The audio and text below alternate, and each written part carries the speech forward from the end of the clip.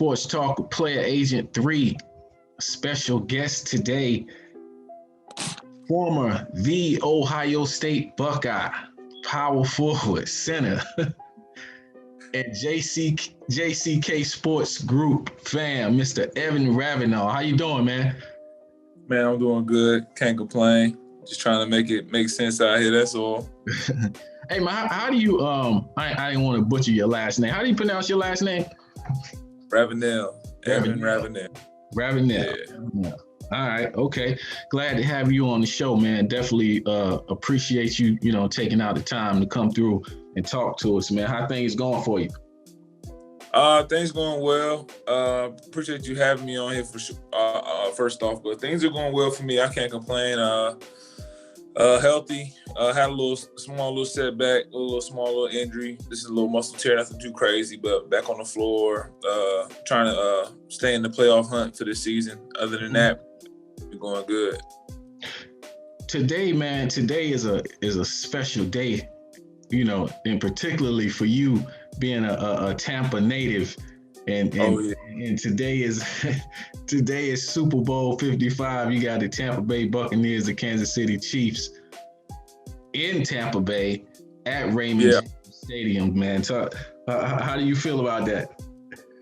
I'm excited. I'm excited for my city. I kind of feel like as big as Tampa is, like it doesn't get enough credit for the city that it is and what it can offer people when they come visit there. But like I love my city. I love home. Mm-hmm. I'm extremely happy for my team, the Tampa Bay Buccaneers, to be in this position this year. We made some great moves this past offseason that kind of rocked the sports world, and it's been paying off immediately. So being from Tampa, it's a huge day for us. We're extremely happy to be able to be in the Super Bowl, with the GOAT of all GOATs, especially if he wins this Super Bowl. Tom Brady leading our team, it's huge. That's all I can say about it. All right. Being from the state of Florida, man, and when you think of Florida and when you think about athletes from the state of Florida, football immediately comes to mind. Besides being 6'8", what was it that gravitated you towards basketball more so than football? Because I would imagine, football was the sexy thing growing up in Florida. Yeah. When I was a kid, like I was a big kid. The first thing that kind of brought me to basketball was like none of my cousins played it. Okay. So like my other cousins, my one cousin, he played football at Georgia Southern. He won national championships and things like that. Like he was really good at football. I had another cousin, he played baseball. I was just really close with those guys growing up. And like they were stars. They did their thing. And our family, we have a huge supportive family. And I could just see how like my family just rallied around them. And I was like, well, shoot, what can they rally around me? I was like, well, nobody plays basketball. So let me go ahead and do that. That was kind of the first thing that kind of got me gravitated towards basketball. The second thing was when I was like, I think like 8 or 9 years old, they had like, you had like Pee Wee football. Mm-hmm. I was as big as the 12 and the 13-year-olds. So I couldn't play with the kids my age because it's all weight classes. And my mom, she was like, that's not happening. She's like, you're not about to play with no 12, 13-year-old kids and you're only 9 years old. Like, it's not happening. Okay.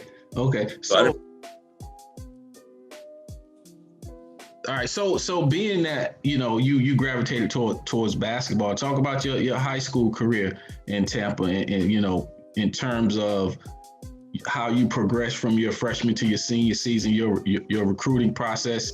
How did that go for you? High school basketball in Tampa when I was coming up, it really wasn't that big.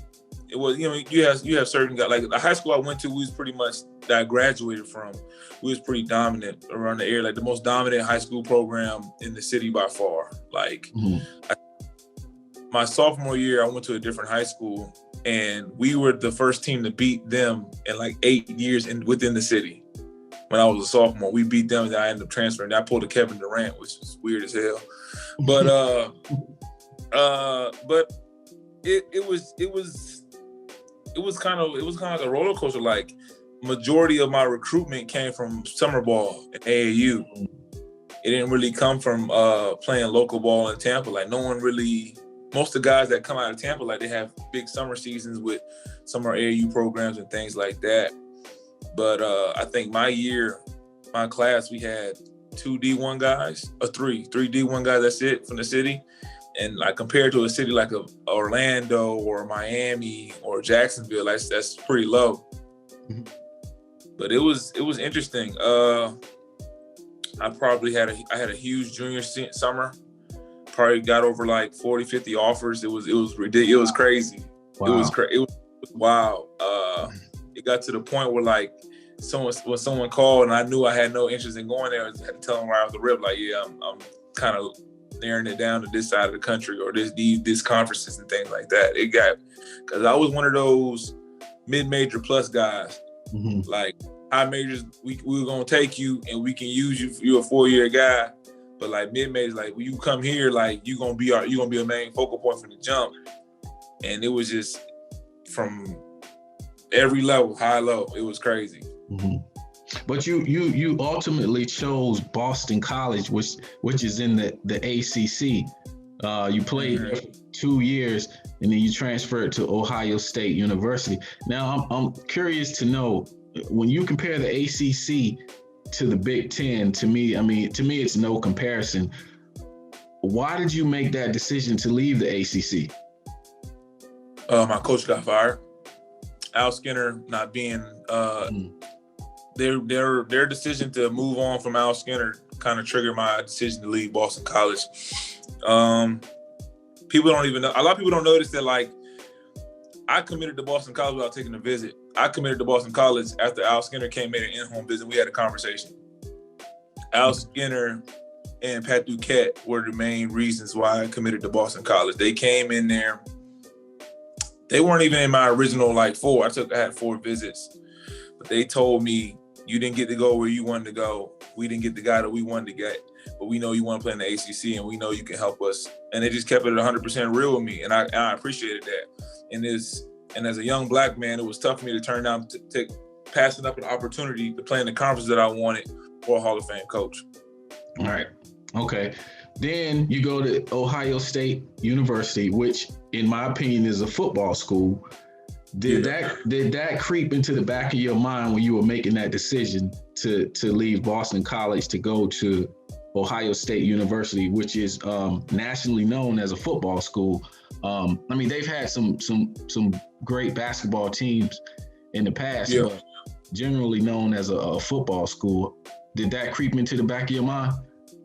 No, not really. My sole reasoning for getting to Ohio State was Dave Dickerson, who's actually the head coach at UC Upstate right now.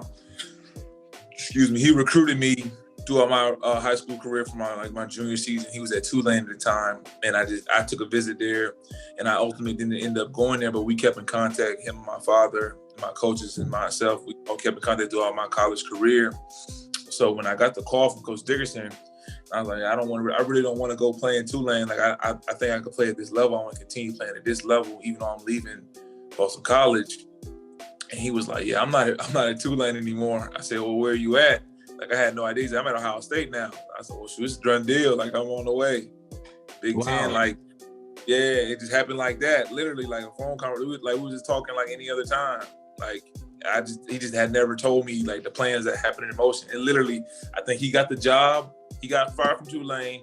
He took the job at Ohio State. And I think I was like one of his first calls. So it literally fell in your lap. Yeah.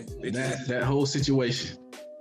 Like, God provided a way and a blessing, and opened up a door for me. All right. And it as you can tell, it paid off because you ended up going to the Final Four. I think it was your junior season, man. Talk about that whole process of going to the Final Four and just being in that moment. Man, that was I guess in my college career, that was a huge moment. I mean, you know, some people dream about just getting to the NCAA tournament, but let alone make it to a Final Four. And to be able to share that moment with my brothers, my teammates at the time, that was amazing. We had a really great team. I thought we had a team good enough to win a national championship that year. And we fell a little short of the goal, but that's just something they can never take away from us, getting to a Final Four. Mm-hmm. your days of playing at Ohio State, was there one player, man, that you was in awe of? And he didn't have to play at Ohio State. It could have been any player in the Big Ten or any other conference. I'll be honest with you. All my teammates at Ohio State, they were special players. I mean, we played some really great people. I mean, obviously throughout the course of my time at Ohio State. But like when I remember, I'll tell you a story. When I first got to Ohio State, I walk in the locker room and William Buford is sitting there. So if anybody knows, like I graduated class of 2008. William Buford was I think the number 2 shooting guard in my class. Like William Buford was like the deal. Like he was just like unbelievable. He supposed to be like one and done. So I walk in the locker room and I see him just sitting in the locker. And I like, my dad's with me. And so like we say what's up, we meet him or whatever. And I'm sitting there and I'm like, why? My dad I'm like, why is he here? And he was like, I don't know. I said, but like, why? Like, he's supposed to be in the NBA right now. Like, this dude was amazing. I was just in awe of this guy. Like, he was just so good. He could score from every level, 3-ball, mid-range. He even had a post-up game. He was a 6'5" wing. Like, he was just smooth, man. He just decided to invest himself into the program and just continue to come back. And he's having a hell of a career overseas right now. Mm-hmm. Okay. He's a friend for life, and I'm thankful that I got the chance to go to Ohio State to develop a relationship with William Buford. But William Buford is probably my favorite player that I got to play with at Ohio State. I know I played with some great guys, Jared Sullinger, Aaron Craft, John Deaver, Dave Light, but William Buford is a special talent. Mm-hmm. Okay. I always wondered, man, in terms of being a basketball player at Ohio State University, did they treat you guys the football team, did they treat you guys like their little brother, being that, these guys are nationally ranked year in and year out. And, this is, Ohio State Buckeyes football team. How was that whole experience? Nah, we never, they never treated us with, it was always respect on each end. Like, we went to football games, they came to basketball games, like we rooted for them, they rooted for us. Like, I got friends to this day who play football at Ohio State, man. Those guys, they were completely supportive. Those are guys who I consider friends to this day. Like, mm-hmm. Like you hear about stories about the football team and the basketball team clashing for who's gonna be the top. We knew what it was. Like at the end of the day, like these guys play football. Majority of these guys are gonna play on Sundays. Like I'm saying, maybe a handful of us, like 1 or 2 may be playing in the NBA. You know what I'm saying? It may happen. But like at the end of the day, like it was mutual respect on all ends. Like I never seen anybody at Ohio State had that issue with it. It was always respect on both sides. Right. So at the end of your career at Ohio State, what was your mind frame? What was your mindset in terms of playing on a professional level? Were you one of those guys that were like, it's NBA or bust for me, or you just wanted to play professional basketball regardless of where? It wasn't. I kind of knew the way my career was heading at Ohio State, that playing in the NBA was a long shot. Was a long shot for me. I had to get better. I had to change a lot of things about myself if I wanted to ever achieve that goal. But sometimes those things aren't for certain people, and this just wasn't for me. I just knew that I wanted to continue playing basketball, and I felt that I could play it at a higher level than I was playing it at Ohio State. And I think that that's what I'm doing now. Like personally, individually, the level that I'm playing at now is not what people were used to seeing from me when I played at Ohio State. I'm able to do certain things. I have certain freedoms that allow me to play the way that makes me happy. And I think that's what makes my career year in and year out go as successfully as it has. Mm-hmm. Did you get those opportunities for the pre-draft workouts with any NBA teams? Nah, coming out of college, I didn't get any calls on any pre-draft workouts. I didn't go to any combines. I didn't do none of that. I just locked in with my strength and conditioning coach, and then the coaches while I was in school, while I was up in Columbus. And I just told him, I said, I still want to play. I still want to be in shape. And then obviously I signed with JCK and Jamie Knox. He got me down to Atlanta, and I worked out with the trainers down there during the summer, throughout the summer process, and ultimately signed my first job and had a successful season in Bulgaria. Okay. And you as you said, you began your professional career in Bulgaria. and you've had great success since you've been overseas. Talk about the difference in the college game and the professional game. College game, you deal with kids. At the end of the day, you're dealing with kids. You're dealing with guys who might have been playing basketball for 5, 6, 7 years. You know what I'm saying? At an amateur level. But when you become a pro, you might one of my first games. I played against a guy. He was like 36 or 37 years old. He had been a professional athlete since he was 15. Wow! Like he'd been playing professional basketball as long as I've been alive. So like the IQ of the game, like your basketball IQ has to go to another level. You have to find other ways besides being athletic, besides being fast, besides being stronger than the guy to be successful at that level.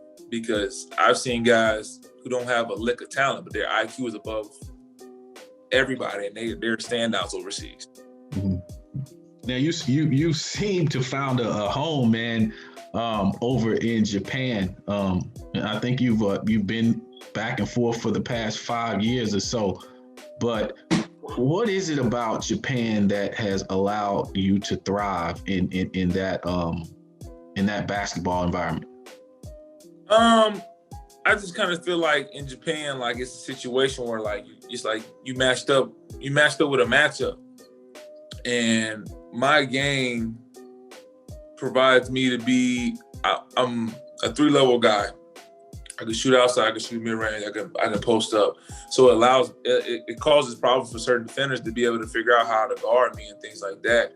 Obviously, I played a 4 position. I can handle the ball fairly decently to be able to get to where I need to get to on the floor. And I just caused problems. And I figured out early. I had a lot of early success earlier. I had some vets on my team that kind of showed me how to be successful in this market. And I just, it's hard to turn down being in Japan. Japan is an amazing country. The people here are just beautiful people. Like they're very welcoming. They're very helpful and things like that. They want to see you do well. They're very polite and respectful. The reason why I probably keep coming in and out of the country is that I just love traveling.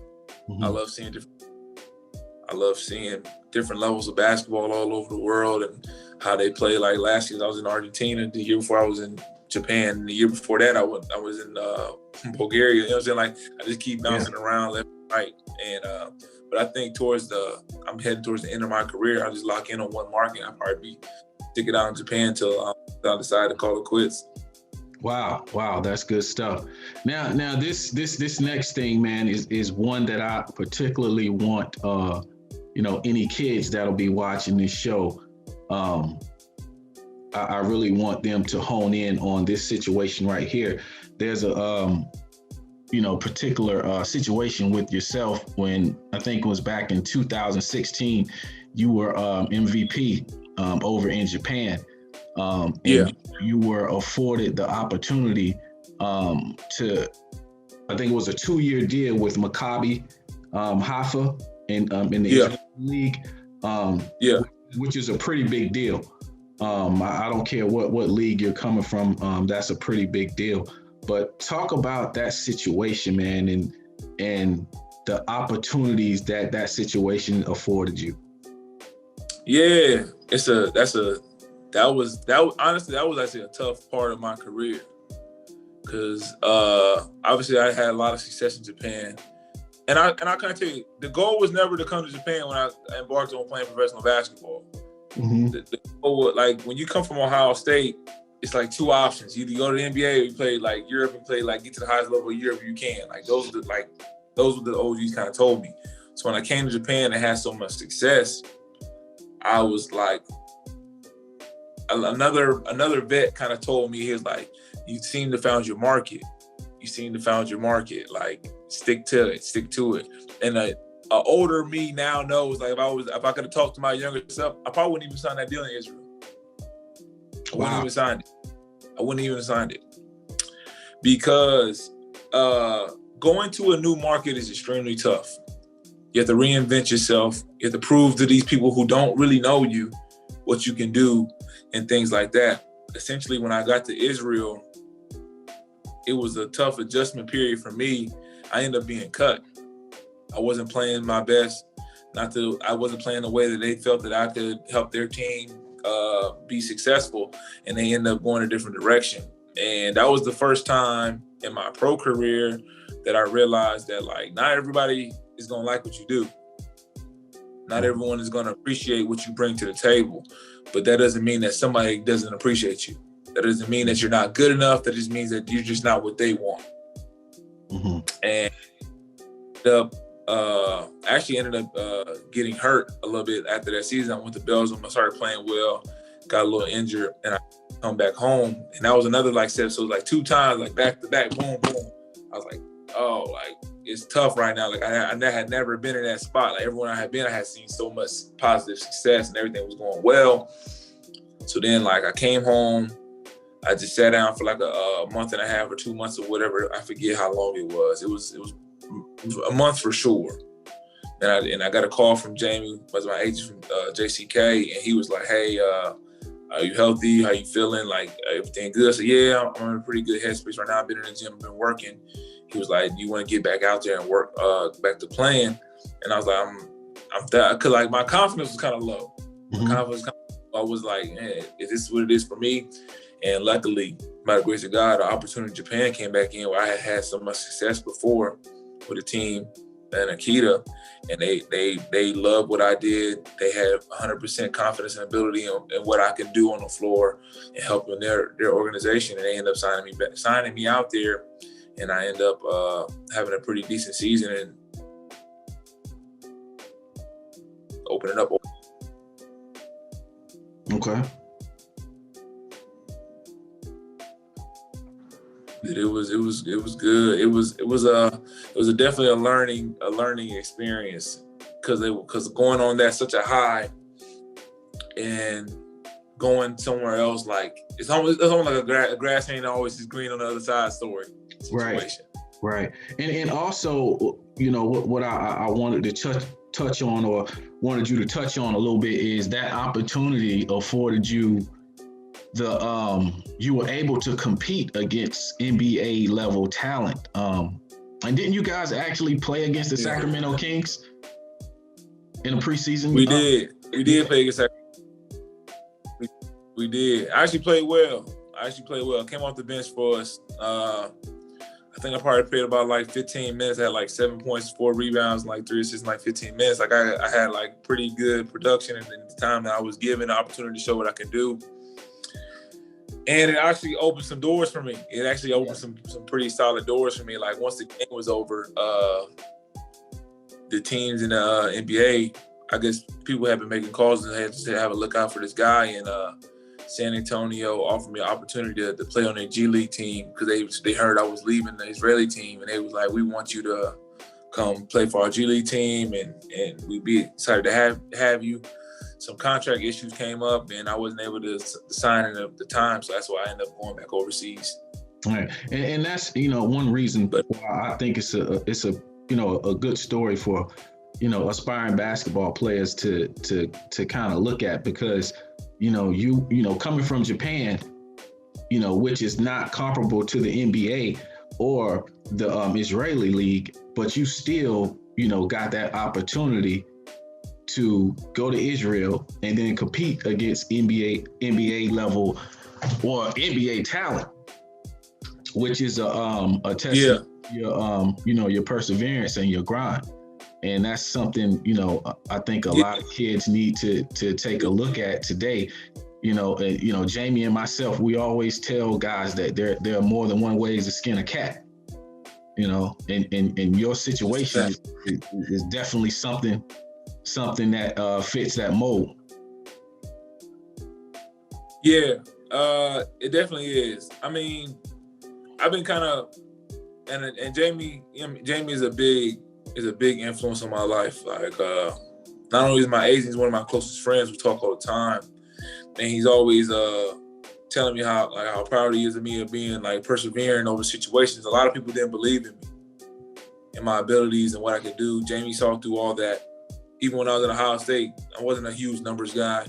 I wasn't a big focal point on offense. I was a role guy. That's what I did. I came in and defended and rebounded. If I got a bucket here or there, that's what I did. But Jamie saw he saw enough in me to know that I could do more, and he believed in me. He put me in situations to thrive. And my first season, I had a good year. My second season, I had an amazing year. Third season, I had an even better. Like every year, just kept getting better. Like he was like, he seen that all I needed was an opportunity, and he put situations to get opportunities to showcase what I could do. And year after year, it just kept getting better. It just kept getting better. Have you thought about applying for that dual citizenship? You're basically a citizen of Japan right now. Don't you need that Japanese passport? If I put it, and this is one of the reasons why I told myself to stay. My first year, after my first one, we won it. Man, you got to stay out here for 5 years, 5 seasons straight to be eligible for even take the test. Yeah, it's crazy. You got to be able to speak and write Japanese at a 6th grade level. Like it's a test to know all like their history and stuff. It's crazy. What is one thing that you would tell young ballers about playing basketball overseas or life overseas in general? I think the main thing that I could tell someone that gets the opportunity to play overseas is that embrace the culture. Don't be so shut in about where you go. You have to be able to live in this place. You have to be able to live in this place for 9 to 10, depending on how long your contract. Obviously, contracts are different. So for me, I pretty much only signed like 10 month deals. So I'm here for most of the year. The thing I would tell you is like, you gotta embrace the culture. You'll be miserable. You'll be miserable. Like, go out with some of your teammates from the local country. Go see their families. Go see the festivals. Go see the, you know what I'm saying? Go drive into the big cities. Like, walk around. Like, don't just sit in your room and play Xbox or PlayStation or whatever system you got the whole time. Like, get out and see the world. When you get off days, travel. You know what I'm saying? Like, just go see what this world has to offer. And I think that's the thing that helps me get through these seasons sometimes, is that when we get chances to off days, like besides outside of the COVID situation, like, go travel, see things, go do stuff, go meet people. That's the biggest thing I could tell someone that gets the opportunity to come over here. How are those guys dealing with the COVID situation in Japan? They're actually doing pretty well. We haven't had too many scares. We actually played against a guy who had COVID one time. And luckily, none of us contracted it, but we was, so we had the contact, so we had to stop for like a week or whatever the case may be. But the numbers out in the public and open in the bigger cities they were growing, so they shut down the borders in the country. They're not letting outside foreigners into the country now. They're handling it pretty well. They're trying to have the Olympics here. They're not trying to mess that up. They want that's huge for their. That's huge for the economy here. That's huge for the country alone.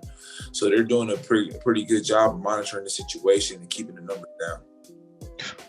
The biggest myth, in your opinion, about overseas basketball? The biggest myth about overseas basketball is that basketball is the hardest part about being overseas.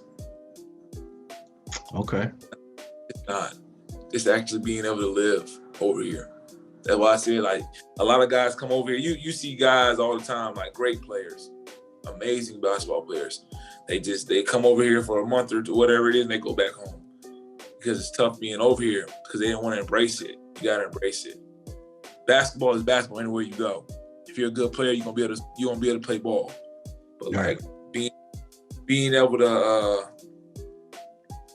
you gotta imagine. You gotta imagine like this. It's kind of the best way to put it. Imagine playing in front of 10,000 people. You know what I'm saying? Clock running down, you hit the game-winning shot. Everybody going crazy, and then you walk out of the locker room, and it's just you. You got no family. You got no friends. Crazy. You ain't got. You know what I'm saying? Like your people not there to embrace that moment with you. You gotta go home, and you might get some food you can't pronounce. You know what I'm saying? Like you may, if you want to call somebody, they can't because they sleep. It's 2 a.m. back at home. Like you got to be able to survive over here and entertain yourself. So you got to be mentally strong. Yeah, you got to be. So the biggest myth about being just like, I can play over here. When you can play over here, but can you live over here? All right. That's good. That's good stuff. That's good. Last question, man.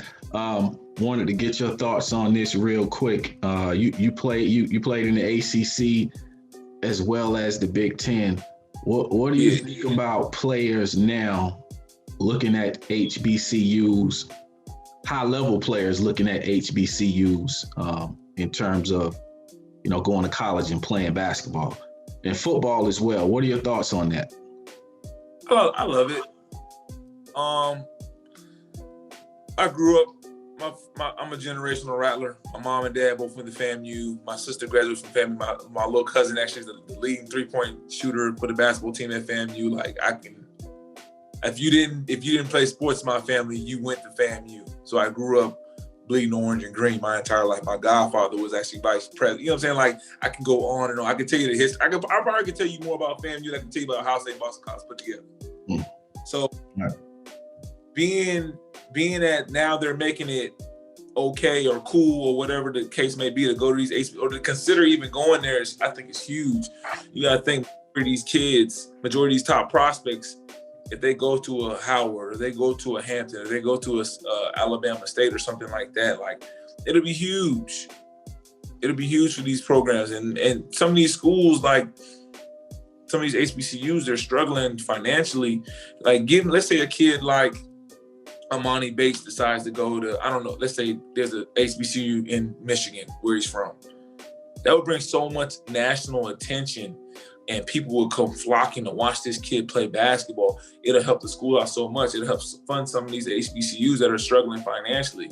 Enrollments will go up. Sponsorships will come in. Like Nike would, you know what I'm saying? Like, it would just help so much. I think that it just takes one. Like, I'm gonna say this. I was happy to see that the kid Mikey Williams was talking about going to an HBCU, but I don't think he understood the magnitude of what he said when he tweeted that stuff out. Because he's a kid. Like, I love that he was considering that, but I think someone really had to break it down to him, like, what he was saying. Like, a kid like him going to an HBCU is a game changer because they're already pegging you to be one and done anyway. So really, you're just going there to, you know what I'm saying? You're just going there to, like, become a man in a sense. Like, you want to go somewhere that's going to help you become a better man because talent-wise, you be the best talent in that conference. You're going to put up the stats, you're going to put up the numbers, and NBA people going to be like, you know what, boom, we still going to draft you in the first round. So I think it will be huge for those kids to go to HBCUs. I could only imagine if I had this conversation with a couple of friends of mine at Ohio State. Like, the guys from Florida that I know that went to Ohio State, we all should have went to FAMU. You talking about like Ryan Shazier, Travis Howard, you know what I'm saying, who are great players. Myself at the back, like, it would have been crazy. You know what I'm saying? If we could imagine what Ryan Shazier would have did for FAMU on a defensive end. It would have been crazy. It would have been the FAMU part have been playing in a bowl game or who knows, ranked in the country. That one kid changed the program. Right. Well, Deion Sanders and others, man, are definitely trying to change the culture, man. And it's it's long overdue, Man. And I love that Deion Sanders is coaching at Jackson State right now. Like, I'm a Jackson State fan because I want to see Deion Sanders turn that whole thing around. Like, I want to see Jackson State in a bowl game. I want to see them land 5-star recruits. Like, I follow the pages and everything. I comment. I like. I'm in full support of that. Yeah, right. That's good stuff, man. Hey, man, I don't even have to get your Super Bowl prediction because I already know what it is. Bet the house on it. You can bet the house on it. We're not losing twice at home. We can't. I don't think we can. You couldn't write this out any better. The Super Bowl came from Florida. We got the GOAT as our leader, and this team is playing unbelievable football right now. The Chiefs are always an unbelievable team. We know how dangerous the Chiefs can be.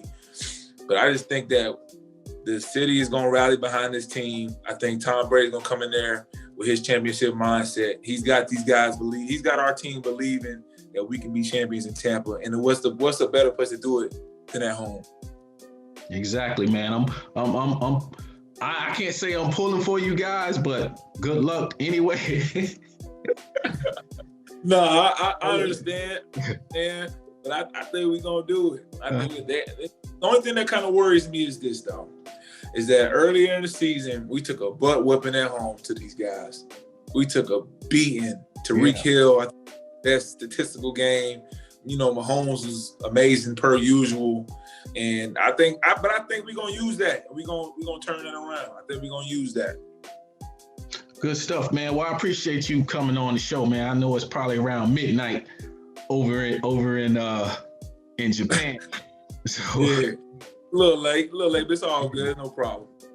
Yeah, man. Thanks for coming on the show, man. And I wish you nothing but the best. Continue to make JCK proud, man. Your family proud.